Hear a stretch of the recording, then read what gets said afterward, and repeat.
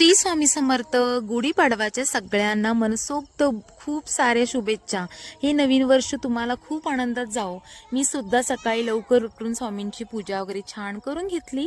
आंब्याच्या ढाळ्यांची मी तोरण करून घेतली. स्वामी सुद्धा थोडेसे लावले, कळशीला सुद्धा थोडे लावले आणि सकाळचं वातावरण अगदी प्रसन्न वाटत होतं. नेहमीप्रमाणे उंबरट्याची पूजा सुद्धा करून घेतली, रांगोळी काढून घेतली, मग तुळशीची पूजा करून घेतली आणि त्यानंतरला आदूला छानसं अंघोळ वगैरे घातलं आणि देवासमोर नमस्कार करायला सांगितलं.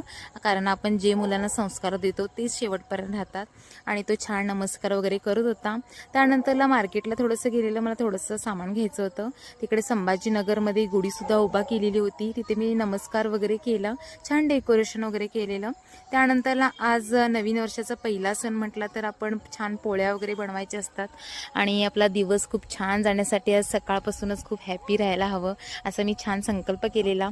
त्यानंतरला पोळीचं मी चालू केलेलं, पीठ वगैरे मळून घेतली, इकडे डाळ पण शिजायला घातलेली, गूळ चिरून घेतला छान आणि पोळीच्या स्वयंपाकच्या तयारीला सुरुवात केलेली. इकडं बटाट्याची भाजीसुद्धा करायची होती, त्यासाठी कांदा वगैरे छान चिरून घेतला आणि मग पोळीची आमटी केली आधी.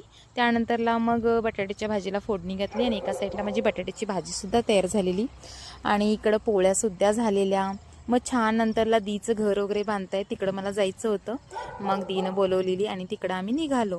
तिकडे गेल्यानंतर असं म्हणतात की आज पाडव्याला कोकिळा ही पक्षी दिसणं खूप शुभ मानलं जातं आणि ते आम्हाला दिसले. मी थोडंसं शूट करून घेतलं, तुम्ही बघू शकता. आम्ही त्याला बघून सुद्धा नमस्कार केला आणि अशा प्रकारे आमचा दिवस आज खूप छान आणि मजेत गेला. चला गाईज, उद्या भेटूया.